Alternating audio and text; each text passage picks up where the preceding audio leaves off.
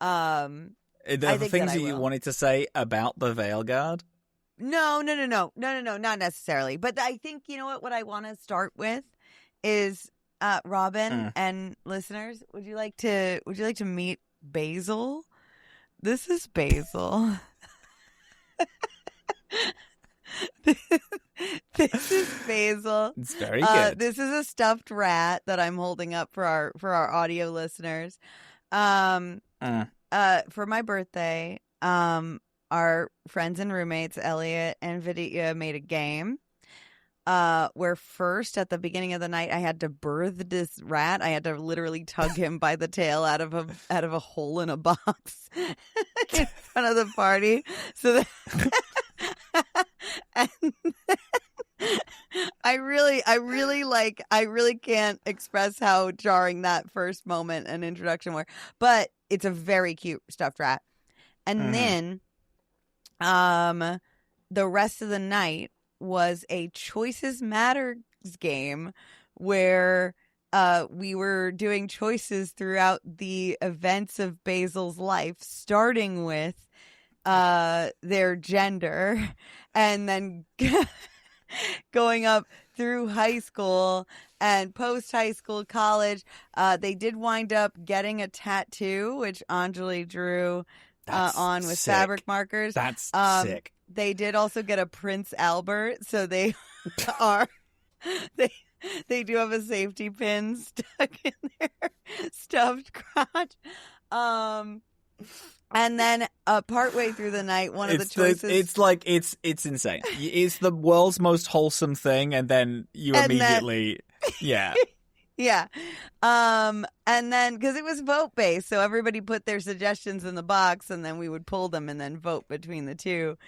Sure. And who wrote Prince Albert? I don't know who wrote Prince Albert. I don't remember. Someone wrote Prince Albert. Someone wrote the tattoo. Okay.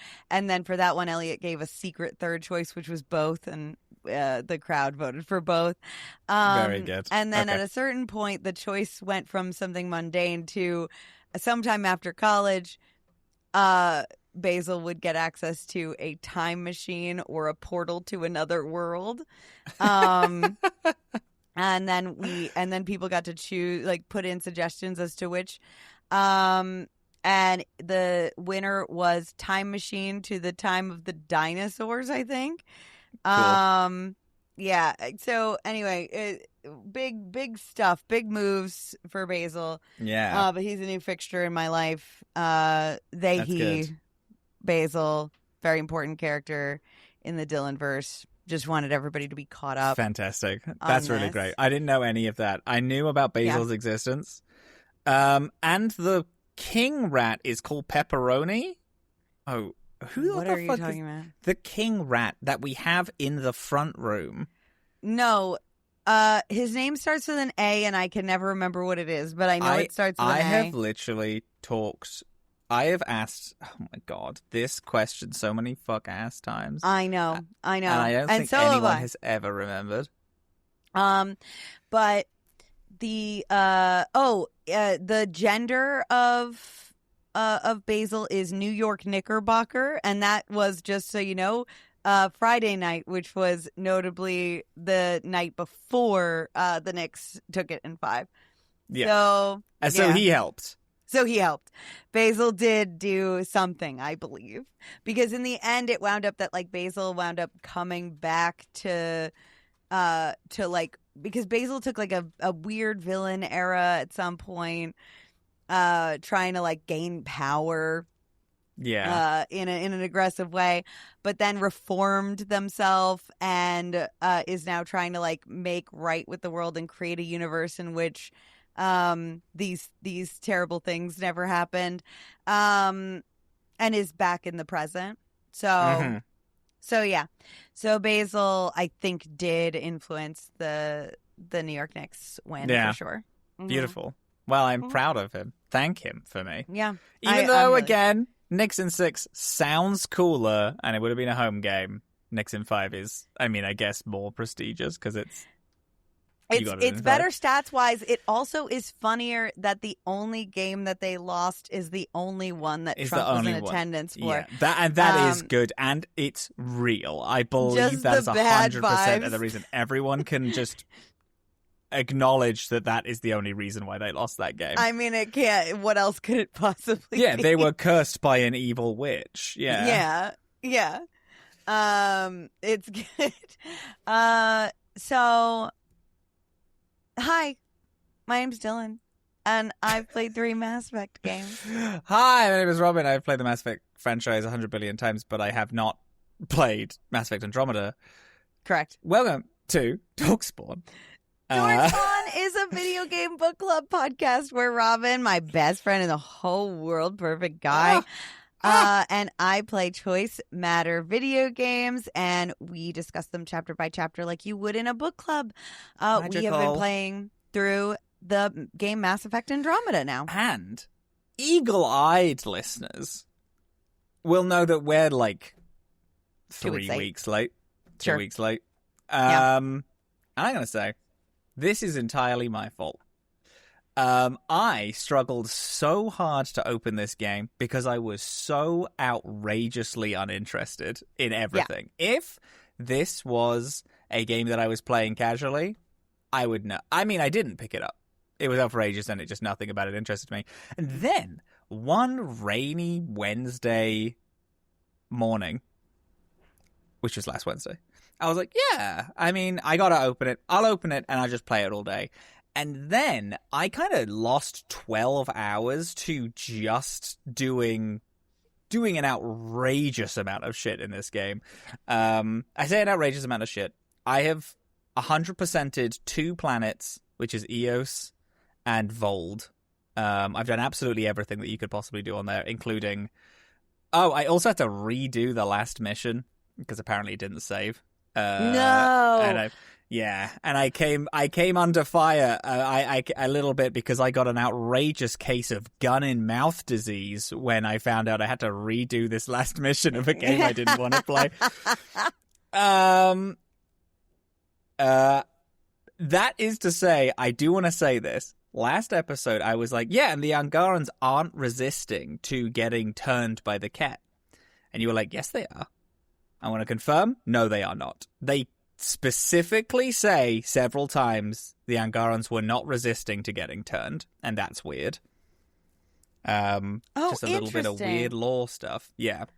The Angarans that they had that were in the facility, not that were in the facility are not resisting. Are not resisting. Turned. Okay. All right. Yeah. Just because that might be that is almost definitely I'm sure an that'll thing come that'll up for come sure. Later. Yeah.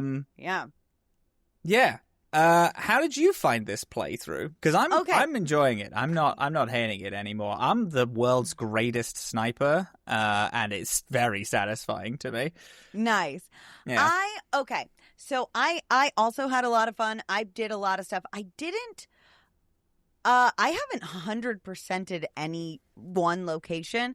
But okay, just because there's like so much side content that I've done in the last couple of weeks, I kind of picked like a smattering of some of the like more interesting ones to talk about. Because basically, I've gone to like exploring all of the star systems that we have access to. I've done a lot of like the exploration stuff because I like it. It's so pretty when I'm when I'm feeling like kind of bored of doing side quests or whatever, I just go and do those little explorations and like watch those visuals. And also I do that now to go to bed at night. I just fly to all the different stars, all the different planets. Get my exploration up. It's good. I have also gotten our first settlement planet to 100% viability. And my viability overall is now past the halfway mark on like the viability of the system. But I haven't gotten any other planets up that far. Okay. So before we dig into hunting the Archon, a couple of other things that I did like along the way that I thought were really interesting. I did the Contagion mission, which is like when it's like kind of alongside hunting the Archon, but it's a side quest within hunting the Archon or whatever. But we revealed that like, okay, this is like also kind of related to the fact that everybody's upset with you for not waking everybody up a little bit. Yeah. In that somebody, a med tech on your ship has like smuggled a relative in, and to not like get caught, woke them up and like kind of set them free in the world. Yeah. It's their aunt, I think, or something like that. Anyway, it turns out this aunt had a rare disease from back in our star system. That is terrifying. Very oh my God, what was that fucking game where you play as a disease and you try to kill everybody? Madagascar God. Is the best place to Madagascar start. is the best starting Contagion. location. It is Contagion. It's is not. It not? No, it's not. I'm going to Google it because I need to know. You'll figure it out. I know our audience is screaming at me because I'm screaming at me from the inside. I promise. I know I should know what it is, but I played it all the time. Oh, Plague.Inc. is what it's called. Plague Inc. So this woman's got an insane disease that like has no symptoms in or like looks like a cold in the first like couple of days, and isn't contagious when it's in that stage. And so it looks really mild, is whatever. And then in the second stage, all you get is like kind of like this like weird paranoia. Right. And no other symptoms. And in that stage, it's crazy contagious. And then in the third stage, you get violently ill and die. Like sick. And it's sick. So this woman is running loose, and she's hiding because she's not supposed to be here. She's not like, so she's like, yeah. And I mean, I imagine she's in the paranoid stage now. She's so it's not when she first gets out. When she first gets out, people are like, right. "Oh yeah, she had a little bit of a cold, but that's what is it called? Stasis sickness." Everybody gets that when they come out of the pods. They get they're a little under the weather.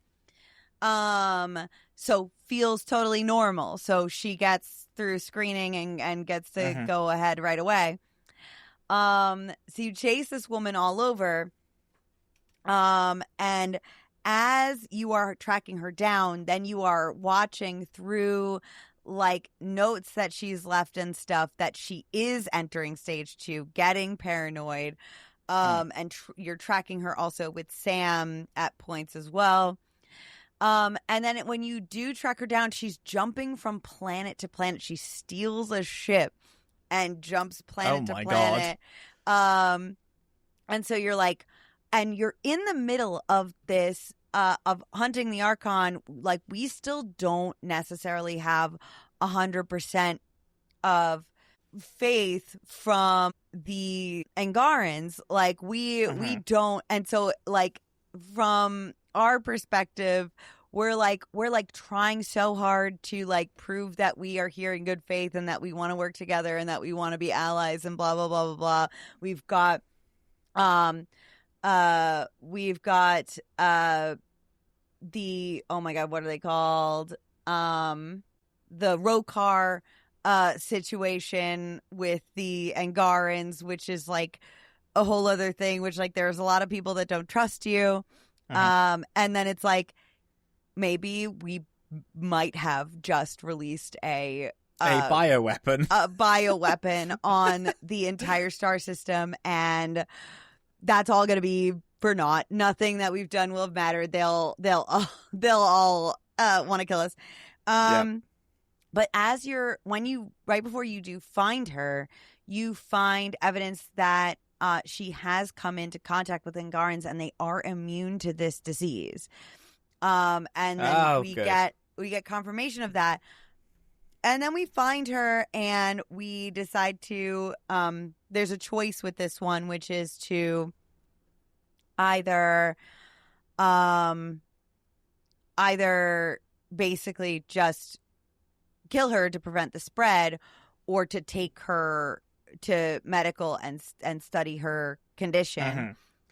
And I did choose to take her and study her condition, which I realized I should have led with this. Another thing that I've been doing is I've been aggressively hunting down the Ryder family secrets quest, which is the memories. Fascinating. Yep. So I've been doing those as much as I can, and I've gotten. They are pretty good.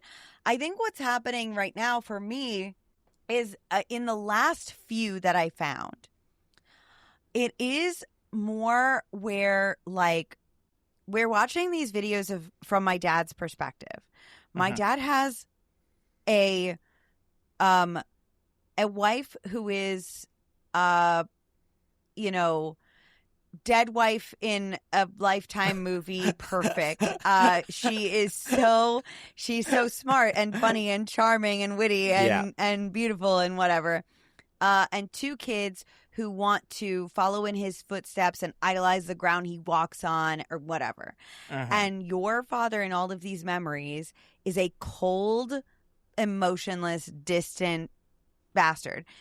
Yeah. He is doing all of this work because he loves his wife, and he's building Sam. He's joining the Andromeda Initiative. The Andromeda Initiative.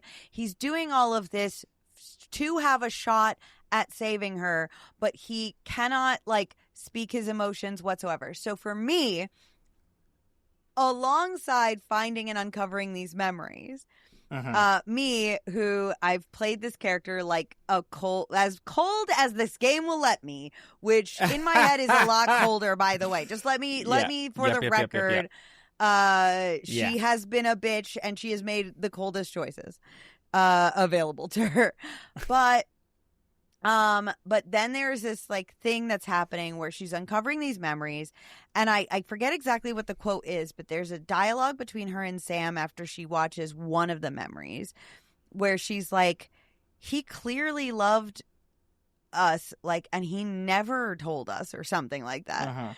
And Sam kind of argues that well, he was trying to show you through his things or whatever. Yeah. But then I'm romancing Jal, who I have done all through his loyalty mission and stuff like that. And this is this character who just hugs you after every mission and tells you outright that he has feelings for you, that he sends me letters where he tells me that he just wants to spend every day with me through my email. And normal stuff. And so I have this thought that for her, these couple of memories are a kind of wake up call that he lived his whole life and then died, and he never fucking told anyone that he cared, and he didn't prioritize caring about people, and it's just we gotta try changing. And then I find out through his memories that the Andromeda Initiative has a secret wealthy benefactor that is bankrolling it, that literally no one currently alive knows about. Because the woman Shadow Broker? I don't know. But the woman who is in all the videos, yeah, she's dead. Murdered. We go back to her original room. We track her with Sam. She was on the Nexus before everyone else was awake. Yeah. And she was being hunted. And she left some audio logs behind. So she has been murdered. Tan doesn't know anything about a benefactor or who that is. But we know there is a benefactor, and potentially still is a benefactor, but this is the person that reached out to our dad and invited him to join the initiative. Fascinating. Yeah. And had this like changing like face on camera, like was just like cycling through like kind of images of people, like Sure. like filters, like looked like different species, Turian and human and etc. Right. Yeah. So those are some of the things I did. I also did Jaal's loyalty mission. Yeah. Which all has to do with the Rokar. Have you done anything with the Rokar yet? I've done a little bit with the Rokar. I have it written down here somewhere. Mm-hmm. I've done a little bit with them. I haven't finished anyone's loyalty mission, but I've progressed. I think everyone's a little bit. Me too. Jaal's is the only one I've finished, except for Gil's, because Gil's is 2 minutes long. Sure. Yeah. Yeah, so I don't think I finished it. Okay. I can do that next week, though. So just like the beginnings of this basically is that the Rokar are a group of people within the the Angarans? Thank you. Sorry, my brain. That's okay. Within the Angarans who I mean, like a lot of the humans we would meet during the original trilogy, they just don't think any of this is a good idea. They think that humans are trouble and they need to keep us out, and they need to they have escalated from just a paranoia about that to we need to eliminate them. We need to stop them. And stop them in their tracks from ruining our way of life and our cause.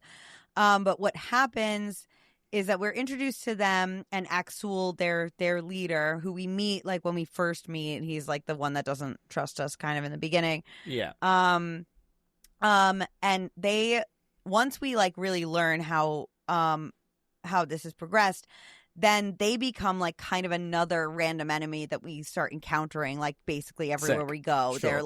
They're starting to shoot at us as well. What's funny about that, though, is that unlike our other enemies, like we're regularly getting phone calls from Axul, their leader, who's just kind of like, I fucking don't like you. I don't like, he just calls up to be like, he like radios in to be like, I really get out of here. Go back to your stupid dying galaxy and get out of mine. Like, it's so funny. And then the beginning of Jaal's loyalty mission is that Jaal's mothers call him and tell him that a couple of his siblings, because we learned earlier that Jaal has a big, big family, but a couple of his siblings have gotten down the alt-right pipeline, and they have joined the Rokar, and so it is about going on that kind of exploration. Mm-hmm. Very good. And then the other side thing I wanted to briefly touch on is actually something that happens after hunting the Archon. So I want to hear any side content from you before we talk about hunting the Archon. Okay. On Eos, our fun little desert planet, I found a group of humans who are trying to make their own settlement away from you. And I talked to them, and then we ended up establishing a little bit of a trade because I was told to put down these seismic hammers that would make water free flow into our zone. Yes, I did meet these But guys, then they contact you by meeting you and are like, hey, could you not do it? Here's a giant natural gas deposit that would help us, and then we could trade more openly. But if you do the water deposit, then we don't have any water and we're fucked. So I was like, okay, that's fine. I could do that. I don't really mind. Because I'm still a happy-go-lucky guy. Also found what dragons are in this. The Dragon Age Inquisition dragons. The equivalent of the dragons. We saw those in the beginning of like landing here. I totally forgot. They're not actual dragons. They're not actual dragons. They're the equivalent of dragons. Yeah, we saw sort of like dragon-y looking thing, like the things Yeah, flying they're in the not. sky. I just mean like how in Dragon Age Inquisition there's one dragon on every map, and that is the like hyper elite zone enemy. And I found what the equivalent is in Mass Effect Andromeda, which is these things called the Architects, triggering for me. But they're these giant. Like. Oh God, what are they called in this? What's the Reaper equivalent in this? It's I actually don't know what. They're the robots. They're the robots who are everywhere. Oh, Remnants? The remnants. Yeah. Remnants. Yeah. Is this giant remnant machine, which are these like they have like 3 big tentacles and a big cool mouth. And the boss fight is that you have to blow up one of the legs and then shoot it in the mouth, and then it summons a bunch of remnants, and then you kill all the remnants, and then you shoot its legs, and then you shoot it in the mouth until it dies. The idea is that they're immortal, but every single time you beat one, they go up into space to like rebuild, and then when you leave the planet, you can scan them to get like a shit ton of resources. I found that, I beat it. It's an easy fight, but I do have it on easy because I did not want to spend time on redoing the previous mission. So then I just set my game to easy, and then I was having such a blast. I was like, this is fine. This is fine, actually. Yeah. I did that with the seismic readings. They're called Advent. That's the group. That's the human group. They are a free nation. I then came across a Ket base that I cleared because every map has a singular Ket base that you need to do all these little things to be able to get inside and then clear it out. Yeah. And then when you clear it out, you get a bunch of rewards, but then also it's like Ket presence on the planet is like nuked. You just won't find them. Yes, I did that also. Yeah. It's also, I think, what got me to 100% viability, or got me close. It might be the thing where it's like you have to do it to get it to 100% viability. I think so. Yeah. Because they are actually like, they have like in this Ket base on that planet. There's like these generators or something like that, and they're contributing to the fact that you can't terraform the planet. Generators? Yeah. Fun. That you take down when you're like going in there. I then found word about the Asari Arc, which was neat. And then I went to Vold, talked more about the Asari Arc. It has been affected by something called the Decimation. Or rather, my notes have Asari Arc - the Decimation, and I'm sure I'll be able to decode that later next time I play.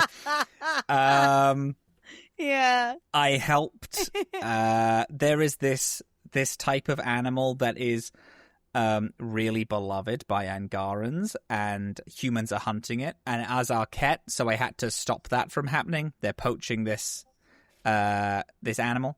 I did the Vold monolith, which, when you do it, it makes Vold so beautiful and pretty. You terraform all of Vold, and you turn it from this snowy, blizzardy wasteland to like it just like there's northern lights like everywhere. It is so beautiful and stunning to drive around in now, and I love it so much. That's awesome. I want to do that next, I think. That genuinely so pretty. And I did a really cool side mission where I was like, I did the Ket base, which had a whole bunch of stuff because it's on top of this mountain, and then you have to find your way into the mountain, and then you have to you have to find codes to like get through the shields. You do all this fighting, and then you find that the Ket base is generates this shield for this drill site, and you're like, we know that Angarans are being kept there, but we don't know why. And also, why is this base powering this shield generator? You go down, and then, do you care about spoilers? I'll just tell you what's down there. Ooh. You want me to wait? You know what? I'm good with what you've said so far. Hold on that because I want to do. I think I'm going to do that next. It's an interesting little storyline that, like, for a side mission, has cutscenes, and I was like, "Whoa, cutscenes in a side mission, fun!" Wow. I found. And then, I did a lot of little collection things. I literally spent so long switching out teams, driving around, getting drop points, switching teams again, making everyone chat with each other. Yeah. My favorite pairing. Oh yeah, tell me your favorite pairing. My favorite pairings. Drac and PB, I think, are cute because they just kind of neg each other the whole time, and I think that's fun. But in like a way where they have a like father-daughter style relationship that I think is fun. PB's father is an Elcor. Yes. Which we love. We love. That is then he apparently why she is the way that she is. Like, I think she does actually speaking with him. Yeah. They have a little back and forth when he's like, "Oh, you speak way too fast for an Elcor." And then she does like a bunch of offendedly surprised, "Why would you say this?" and all this stuff. And I'm like, this is cute. This is fun. Yeah. Do I like her? No. Do I think she's cute? Yeah. She's cute. Was that conversation fun? Yes, it was. Yeah. I do not like her at all, but that conversation was fun. I have also decided, because once again, I don't like romances in this, I'm flirting with everyone. I'm trying to hit as many romance cutscenes as possible to see what would happen. What happened? We haven't talked about this. I'm so surprised by the amount of side characters you get a romance dialogue option with. for, yeah. There's a ton of, it is. Like, it's kind of neat. Yeah, I haven't taken any of them because I'm a spoken for woman, but but I'm very surprised and curious about it. So I really like that you're doing it to find out. Seeing how many. A thing about this, actually, about side characters, I think our ship, I really like our ship. I love our ship. I like that every single person on the ship is, like, important to the story. Yeah. I think it's really fun because in, obviously, mainline series, it's not true, but it's because you're manning like 80 people on a single vessel. So it's harder to have every single person matter. But there are people who are like consistent characters and all that, and that is good. But on this, it's like you have a very small crew and every single person has a storyline on the ship. And I think that's really fun. The pilot, Kello, and the science officer, Suvi, they're best friends, and they bring it up in a conversation. They're best friends. They love each other. It's really cute. There's like, you walk to the bridge, and both of them are waiting for you. And they're talking about a problem that they're having, but like, we need you to go solve this problem. But then Kello was like, listen, Suvi's my best friend, so I need this sorted. And Suvi's like, I'm your best friend? Ah.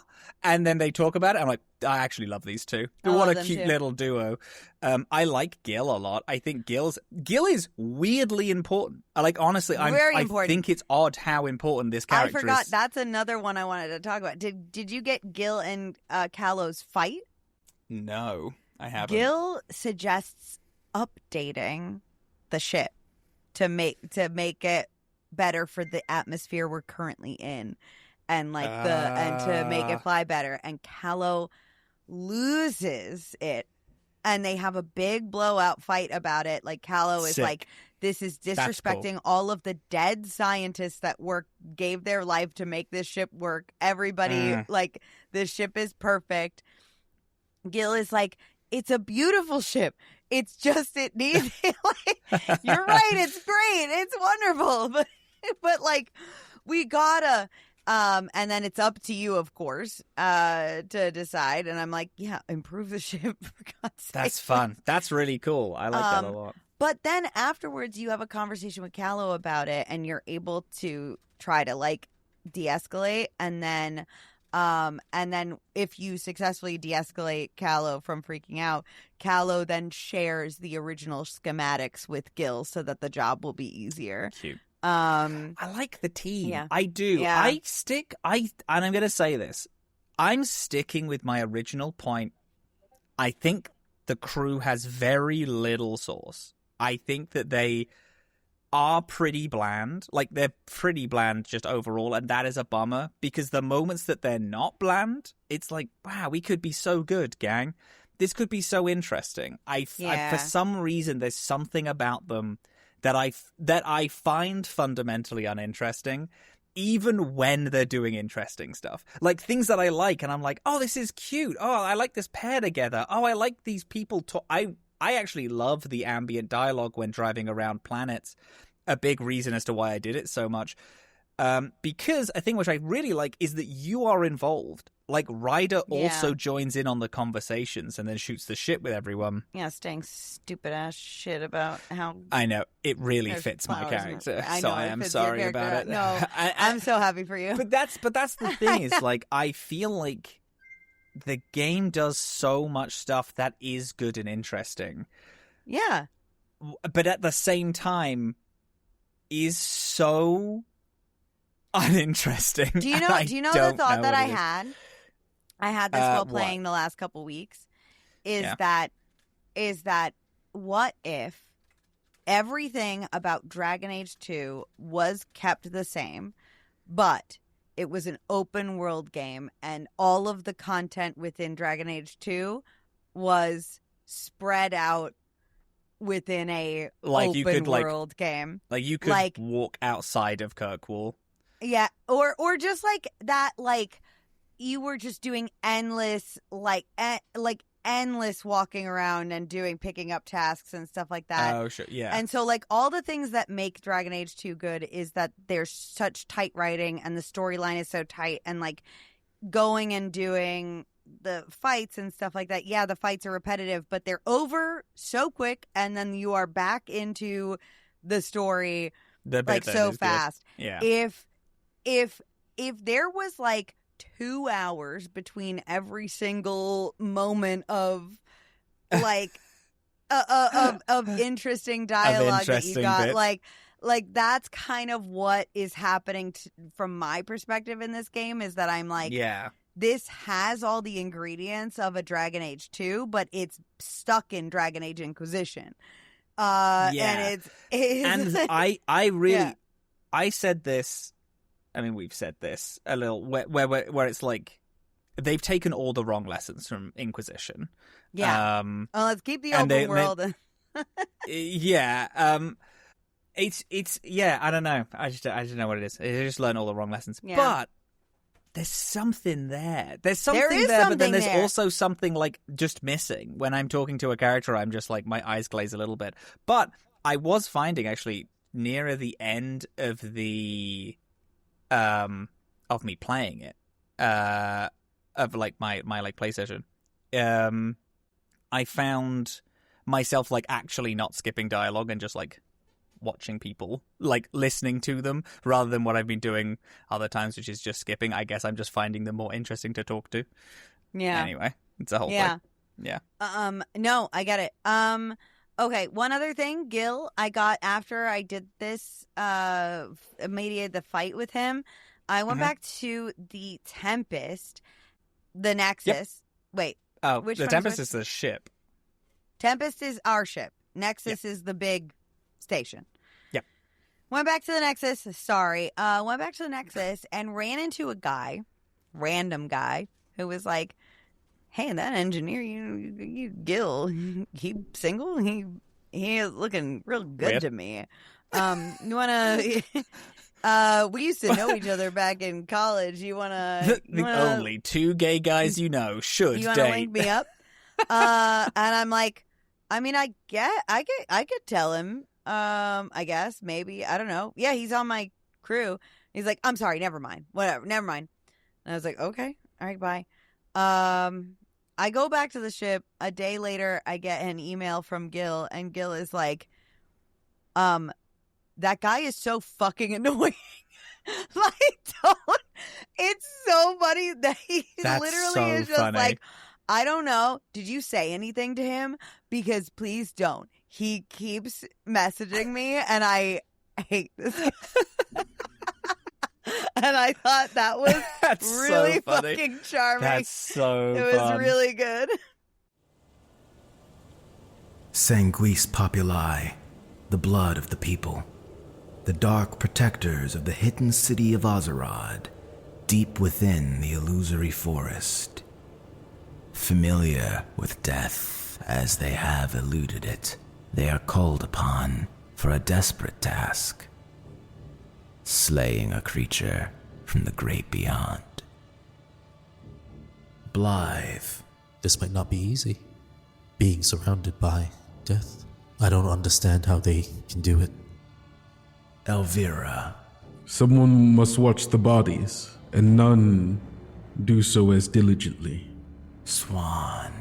Into action so fast. I love when we get to go out. It came from the sky.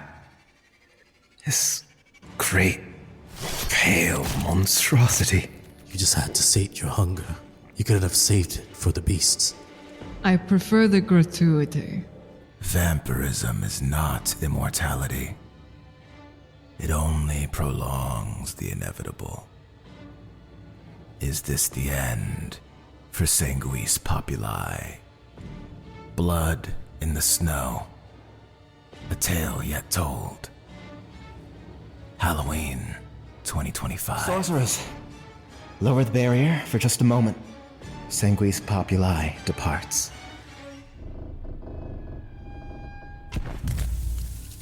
Listen to Tales Yet Told wherever you get your podcasts. Oh, I do like that. And then after that, Gil gave me his personal quest, which was he really wants me to meet his lesbian best friend. And so he just took me down to Planetside and introduced me to her. And she was like, hey, you're doing all right with him. He's like acting like a grown man and stuff and like going to work every day and shit. It's pretty neat. And has like a little like playful relationship. And she's like, all right, bye. And then she leaves. And that's I love it. And he's like, Assessed yeah, so that's it, my actually. best friend. Now you've met. And so good. And I was like, okay, good. Good. That's funny. Yeah. I love it. Mm-hmm. Ah. Anyway, they're getting to me a little bit. They're They getting are. to me a little bit. They're borrowing their way in anyway. The main story. Oh, yes. Hunting the Archon. We just did Hunting the Archon, which is so fun that we were like, we're going to do just one mission and a bunch of side stuff. This is a fucking long-ass mission. This is a long-ass mission. So Okay. if I And knew I this beforehand, realized- we would have also just done Yeah. this week. Yeah. And I realized that it's a thing where it's like, okay, once you unlock and start hunting the Archon, you also then unlock the other kind of main quests that I think the Yes. idea is that we technically could be doing these in piecemeal simultaneously, but for the sake of the show, I think it does make sense to do them one at a time so we can cohesively Yeah, talk about them. Yeah, it's fine. It's fine. Yeah, but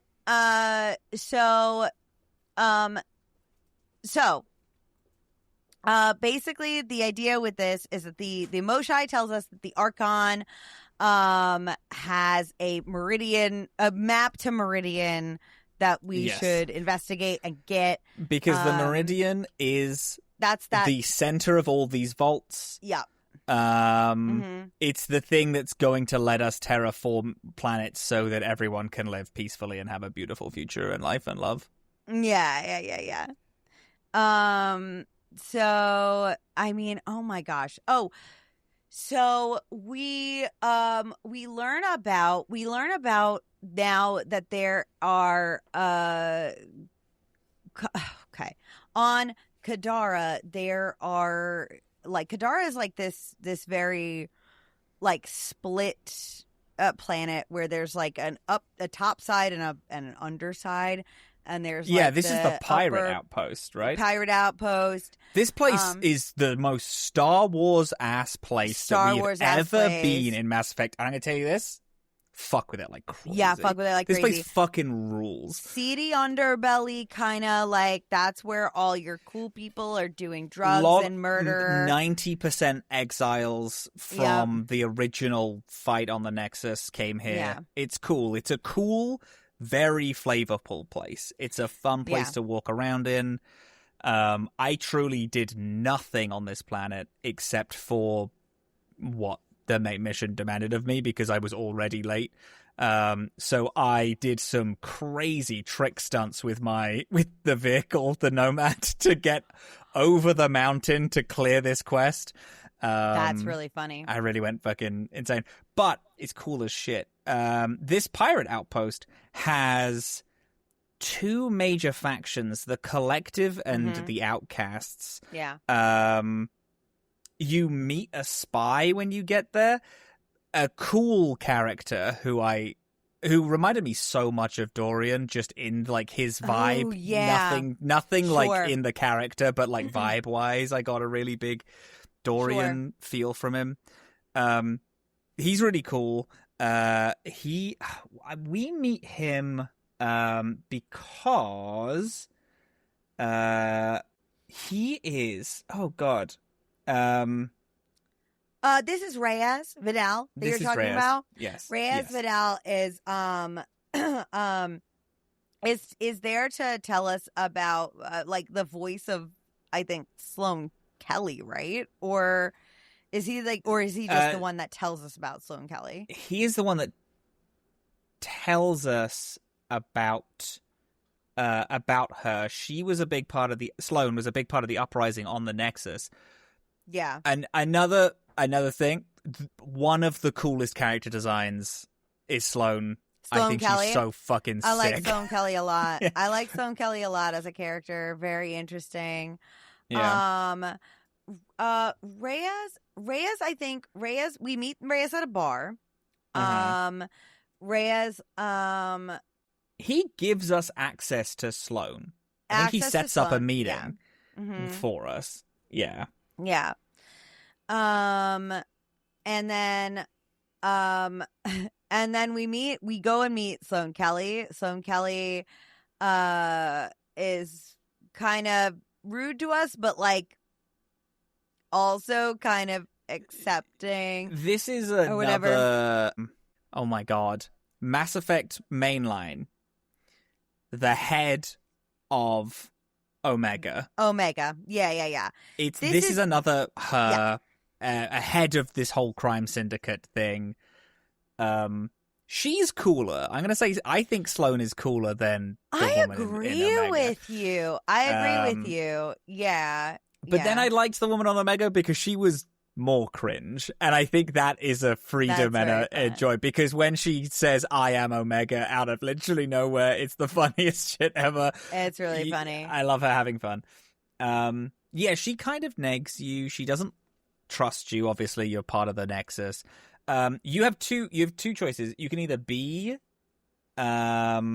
truthful with her and tell her the actual reasons why you're here. Or you can tell her it's none of your business. Yeah. Right, because you're trying to interrogate the prisoner, Vane. Yes, Vane. That's it. Because that's it. That the prisoner knows where the Archon ship is, and he's about to be executed by her. Right. So you need to contact the spy to get into. You need to contact him to get to Sloane to then get the information. We got there in the end. What did you do? Were you honest with her? No, I said it's none of your fucking business. Fascinating. I was honest. Yeah, I'm trying. Again, my guy's quirky, trying to be kind to everyone. So she immediately is then like, yeah, sure, okay. If you tell the truth, she's like, yeah, sure, yeah, go get him and do whatever you need to do with him. And then I easily walk into the room, free as anything. Everyone is friends. Really? Yeah. For real? What happened to you? Yeah. She literally is like, oh, okay, cool, thank you. No, that's what happened to me when I told her, fuck you, it's none of your business. Oh, that's a shame. I'm looking at this and it's like, the conversation can go a few ways. You can either tell her that it's none of her business, or you can be honest with her. And I was kind of hoping for I tell her the truth and she's like, cool, thank you. And then it's really easy to deal with, but you had to do like a different thing entirely. Shem. No. I said, fuck off. It's none of your business. Oh, no, you did. If you said fuck off, then you have to go back and speak with Reyes again. Yeah, but then I spoke to Reyes again. Oh, you like and then he let him in, but immediately- I didn't need to. I immediately went to the jail. Like, she Oh, led like me straight. there. Oh, I like kind of just. All right, I You went had and spoke to another him and then thing. went- It's a very minor Okay, change, I guess. it was relatively. It was so minor, I didn't even clock it as like a different thing. Like I went and talked to Reyes, and then he gave me and then we walked in. Okay. So you. All right. No, I get it. So she So I gives skipped you the second meeting with him. Yeah. Yeah. Okay. Then turns out that he doesn't know where the Archon ship is.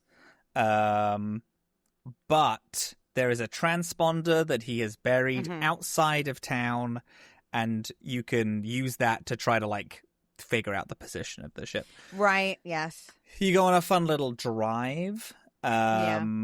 Which, again, I had to do a bunch of tricks about because it's a long-ass drive. I'm excited to come back to this planet and then actually do all the missions because I picked up something of, like, there was a murder that I'm, like, trying to solve. I want to know more about the politics of this place. I think this whole zone is really interesting. And I like it. I think it's pretty as well. Yes. Yes. Anyway, you pick up the transponder. This is basically just a drive. There's nothing interesting here. You pick up the transponder. You then need to go to Gil, and this is what I found interesting, is that Gil is the person who needs to kind of fiddle around with this transponder to try and figure out where the Archon is. Yes. Which I liked. And I was Yes, like, I it's did fun like that getting too. all these side characters in. Yeah. And then you find the Ket flagship, which is where the Archon is. You fly there, and then when you get there, oopsie daisy, the flagship is tied to another ship, and that other ship is the Solarian Ark. Yes. It's one of the Arks. This is where it went missing. Huge.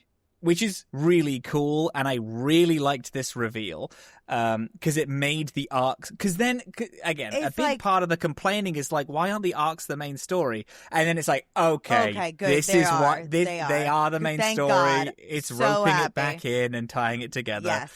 Yes. So the Solarian Ark is here. We then need to sneak in through the Solarian Ark to get to the Archon.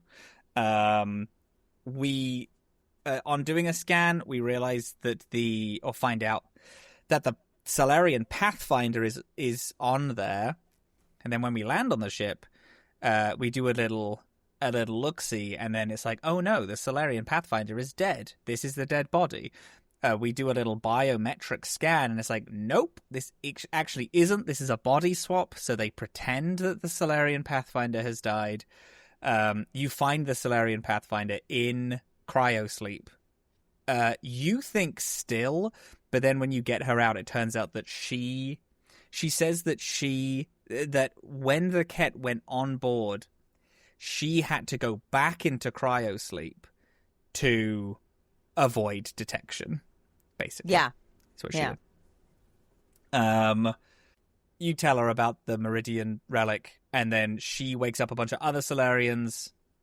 They all pick up guns. You do like a two-way split where the Solarians and you are doing like a pincer attack. Yeah. In to the Ket flagship to hunt and kill the Archon. Yeah.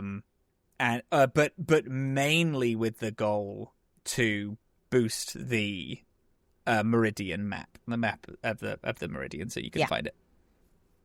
You do, however, as you're running around, you find a bunch of really big guns pointing at the Solarian Ark. Yes, and they're ready to go off. They're ready to go off. You then meet the Archon, who He's not that interesting of a villain. No.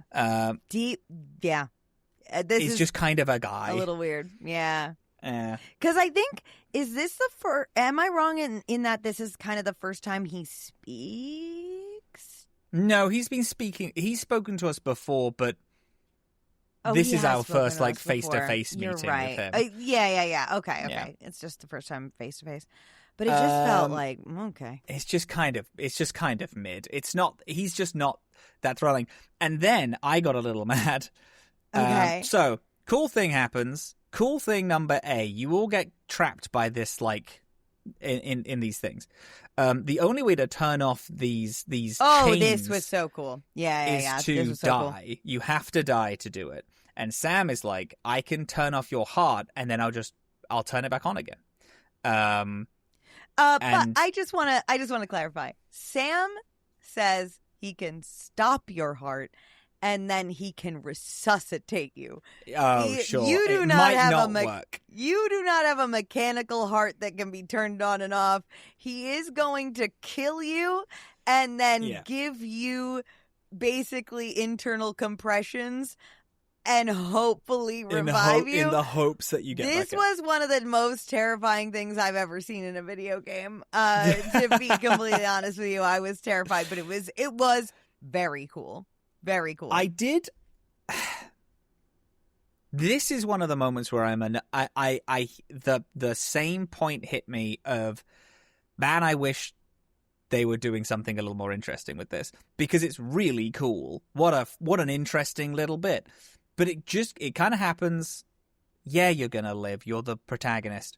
So I didn't find much tension in it, but I was like, man, it would be so cool if Sam did a twist, or something did a twist in the midpoint that you died. For example, Sam turned you off and then kind of refused to wake you back up, and you had to get another way to like get resuscitated, and then it's like, aha, Sam was a villain all along. I know that's kind of trash, but that was kind of what I was thinking was going to happen, because Sam was like, I could kill you, and then I might be able to turn you back on.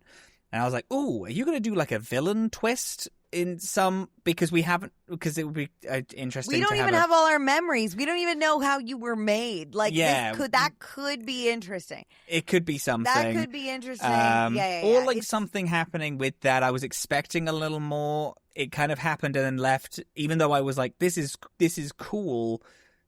I just wanted a little bit more out of it. But it was cool. I don't want to take that away. I did like it.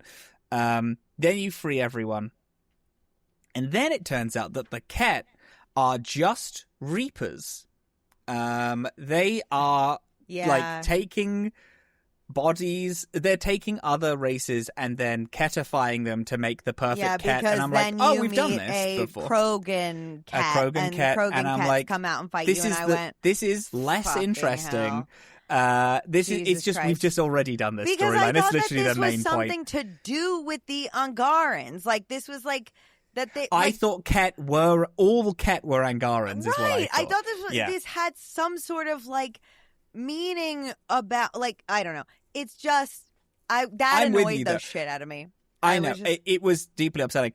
There were some things that were interesting in this. Again, this game loves to do it, where the Archon, you can like look at all the different races, and the Archon talks a little bit about them and the biological like benefits of them. But the thing about he says about the Asari is really interesting, because it is the Asari say that they are doing, I can't think of the perfect words for this, exactly what he says.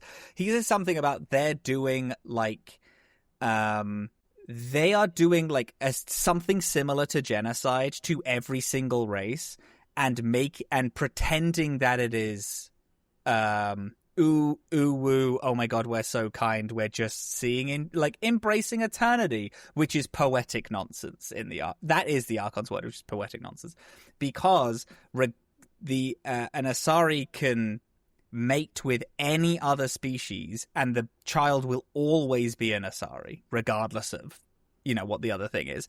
And I was like, wow, what an interesting thing to say about the Asari. Are you going to do anything with this? Because that's a fascinating thing to say and not do more follow stuff up with. on. Yeah.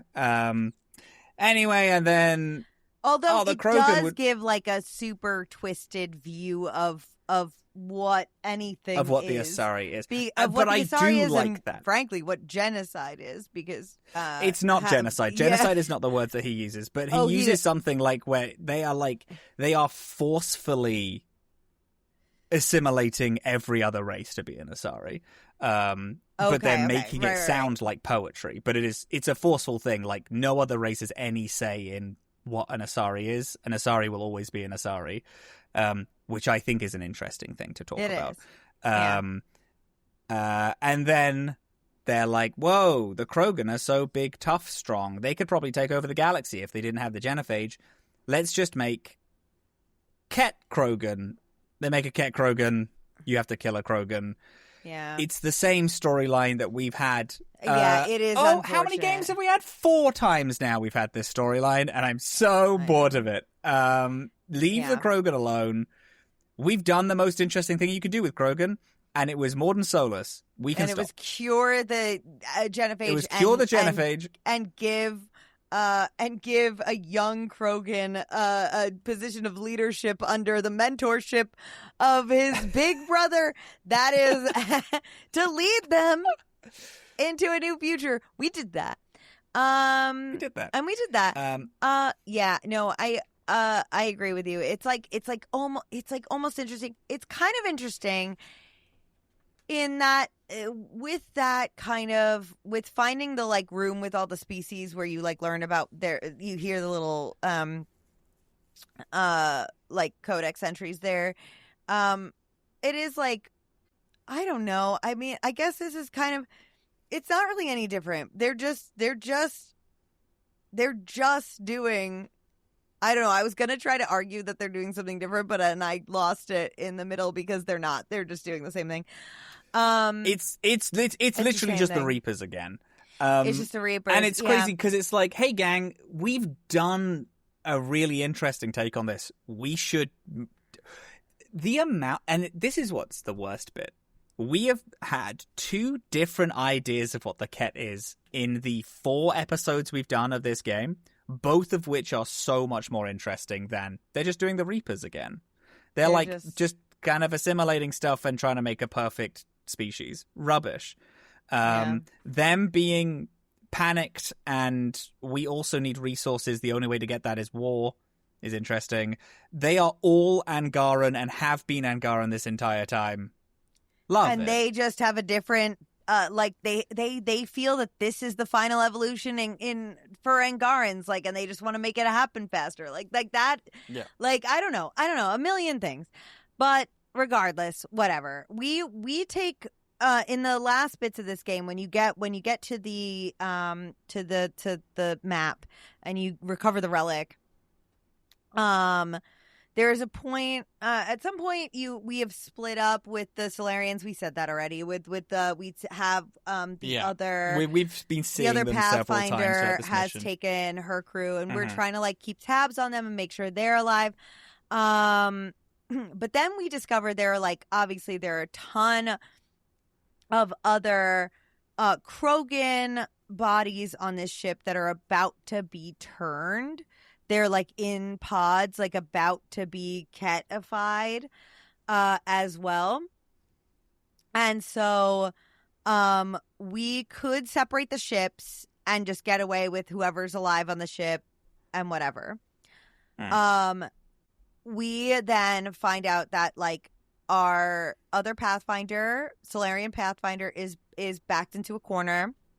She's trying to save a bunch of Solarians that are on the ship. She's gonna possibly beef it. She fails, by the way, to save the other Solarians. She's trying to save them. She fails. She can't do it. The other Solarians die, and she's next. So it's not a question of save a bunch of Solarians or save a bunch of Krogan. It's the Pathfinder. It is save or a bunch singularly of the Pathfinder or save a bunch of Krogans who have yet to be turned into Ket but are about to be. So this was a curious question for me because while I initially had the thought that, like, oh, that's such an easy choice because it's like a bunch of innocent your favorite boys. Civilian cat versus like a leader alone by herself, like already down. Like, I'm not going to go out to save just like another general. But then I thought, like, if this mission happened about, I don't know, like 2 weeks like ago. Yeah. For me, in character for Sarah, I would have picked the Pathfinder because it would have been, well, I need more Pathfinders. I need to finish this mission effectively. I need that. Like, what? Yeah, of course. Like, yeah, what the fuck do I care? But because I have like had enough happen to this rider to change her a little bit, it was like, oh, that is an easy choice for me now. Like, it feels easy. But I do think it's actually an interesting decision because, like, I think it's yeah, like I think saving another Pathfinder legs, actually feels like a huge deal. And I actually do think that the fact that you can keep finding hints as to where other arcs are, but you'll never find another Pathfinder, is like a frustrating thing. And then you hit this where it's like, oh my god, finally it's another fucking Pathfinder. We might be able to make some real legwork out of this. The Pathfinder's going to die unless you go to it, I think is fun. Yeah. Unfortunately, this wasn't a choice for me because I had Drac, and I was like, I'm not going to save a bunch of Krogans in front of the guy. So I decided I did the Krogans. Yeah, of course. Yeah. Yeah, no, of course. I think that makes sense. It's just like, I feel like we may start making similar decisions more often now. But also curious. So we get out of there. Overall, we get out of there. We separate the ship. The Solarian ship gets away. The Ark gets away. And joins us back at the Nexus. And we had freed a bunch of the Krogan. We're good. The next Pathfinder in line is another fun thing, which I think the next Pathfinder in line, the Solarians, was like, I was literally not trained for this. I'm going to try, but I have pretty much no idea what I'm doing. And I'm like, good. I mean, kind of obviously that's going to be the pick, is like, you're just going to have someone who's completely inexperienced. But I like that. And then I was talking to him and I was like, hey, listen, same. I had no plans to be a Pathfinder, and now I am, so. Was she your dad? Yeah. We might be best friends. Yeah. There is a little bit of an interesting closer to this mission where the Archon, we have it with the Archon. Thing about I like about this game, we have a lot of perspective scenes from the enemy team, Archon, which I think is fun. True. The Archon has a scene, but I swear they shouldn't be Reapers. They should just be people, not doing like mustache twirlingly evil Reaper stuff, because then that would be more interesting. But the Archon's second in command starts going off on him about the fact that, hey, you fucked up all this stuff, and then is like, our higher ups are not going to be happy with you. Mentioning the fact that the Archon is nowhere near the leader of this of the Ket, and is seemingly just like a general in the army, but is this big threat. That I love. I think that's really cool. Yeah. It would be way cooler if, again, they had any other motivation other than, again, mustache twirlingly evil. I think it would be cool. It would be cool to be like, oh, this is just a guy. Like, we're just like, the threat is bigger than him.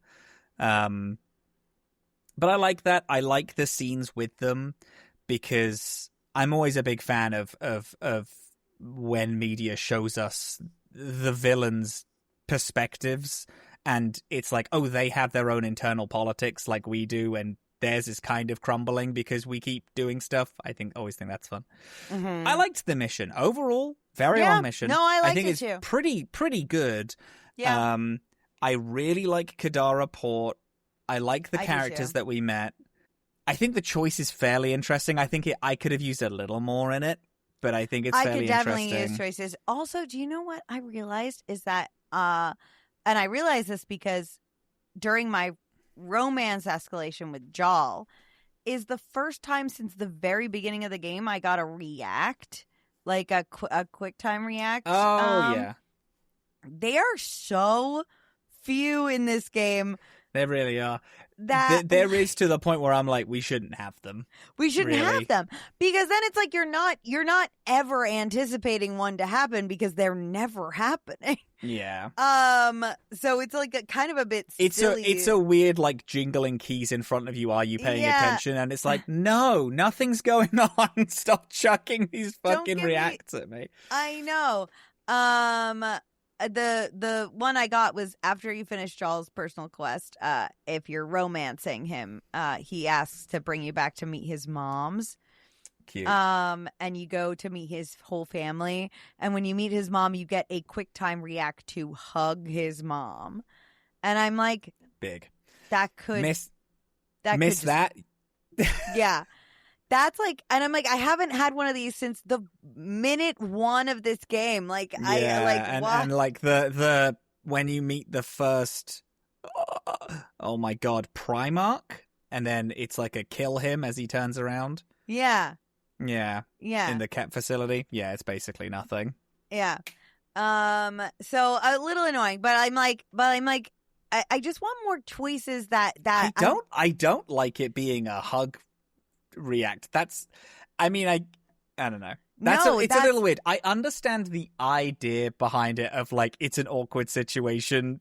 You need to act fast to hug this guy's mom, but I do think that's pretty funny. funny. Planned meeting. Like, it was not like, it's not like she showed up unexpected. She showed up.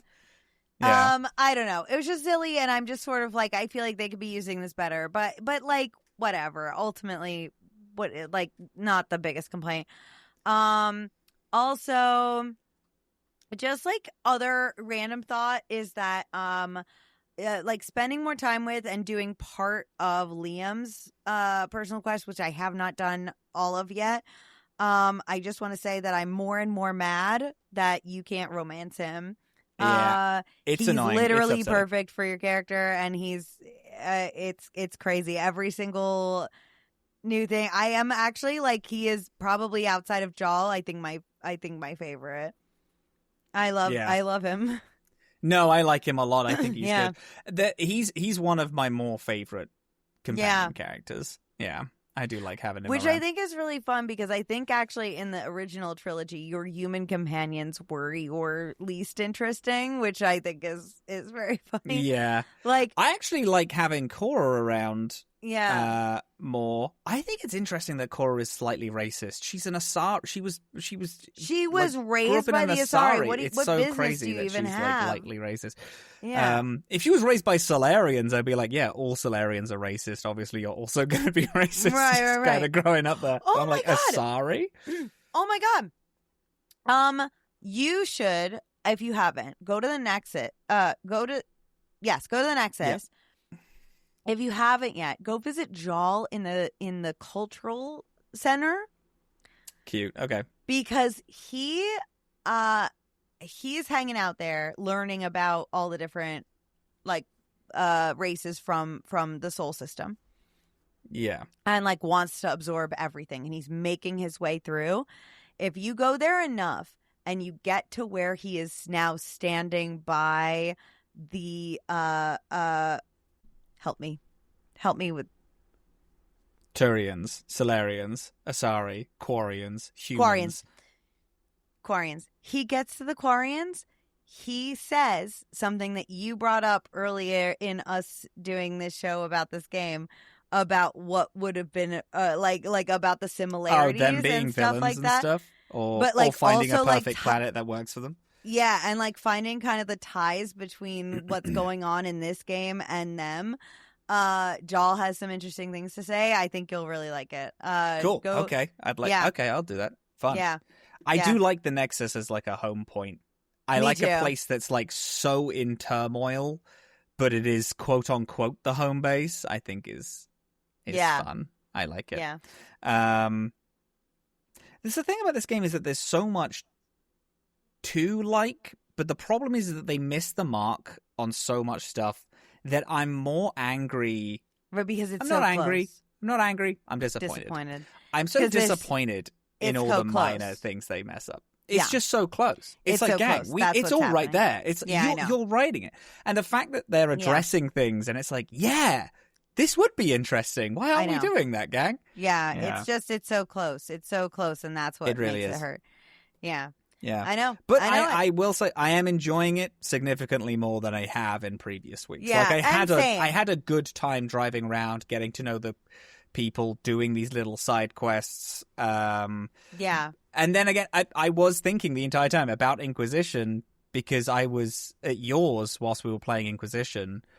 I would just spend the whole day at home. I would answer emails and do my actual job work, and then I would pick up the PlayStation controller and play like 5 hours of Inquisition whilst you were at work and I was waiting for you to come home. Yeah. Because I'm like, it's the same thing where it's like, I'll run around the hinterlands for a bit, sure. Yeah. I'll do this, what is it? Rift. Do this Rift equivalent, and I'll do this Ket base, and I'll do these little stupid side missions that I don't really care about, just because it's interesting, isn't it? Yeah. I will never do a strike team, though, and you will not catch me doing it. I've done so many of them. I thought for a moment I misread something on my screen, and I thought that they had expirations. And I was like, oh, that maybe is something interesting. And then I realized that I misread the text because it was on the TV far away from me. And it was just and it just said expedition time.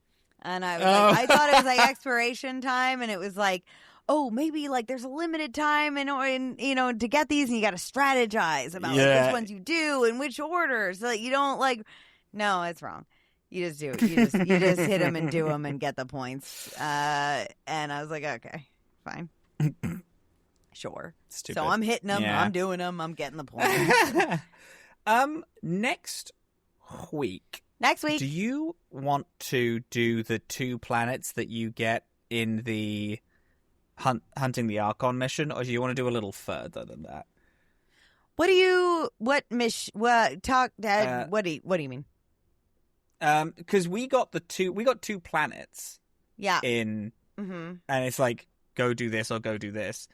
Oh my god! Oh, there's a walkthrough. The Eladin and H0447C. That's it. The two of them. Because New then Worlds planets. Journey to Meridian is the next, and I'm wondering if we do these 2 week after we do both Journey to Meridian and Meridian the Way Home. Like we just then, it's like this is our last week before we just close it out, and we do. Okay, we just the 2. Is it the 2 or is it a choice? It's do them both. It's do them both. Okay, good. I didn't know, genuinely. Okay. Cool. So yeah, no, I'm good with that. Journey to Meridian might actually be a pretty long one, actually. I imagine it is. We here's what we could do. Let's do the 2 A New Worlds for next week. Let's let Journey to Meridian breathe on its own. And then there's Meridian the Way Home, Epilogue, The World is Waiting. Those are probably all I will also say the 2 worlds are like pretty much nothing from what I'm seeing on what you need to do for those missions. They're pretty small. I imagine it's go to a new world. Here's a new zone you've opened up. Go do side however quests. Much you want on the side quest. Do you want to do everything up to Journey, Meridian, and pass, and then like end at the end of Journey to Meridian, and then do Meridian No Way Home the week after? Interesting. Do you want to try that? Yeah, let's try it. But of course, listeners, don't bank on this. We have not played this game before. It is with a caveat. If it's if we get sucked in again, because again, I got sucked into like 1 billion hours of 2 planets. I'm also going to try to finish everyone's quests and stuff like that. So, yeah. Okay. So let's try that though. Let's see if we can do that. If it's like a New World and Journey to Meridian but we'll update you in the Discord about what we're doing. And that'll be good. All right, good. Yeah, I'm into it. Sick and twisted. Awesome. Good. Okay, good.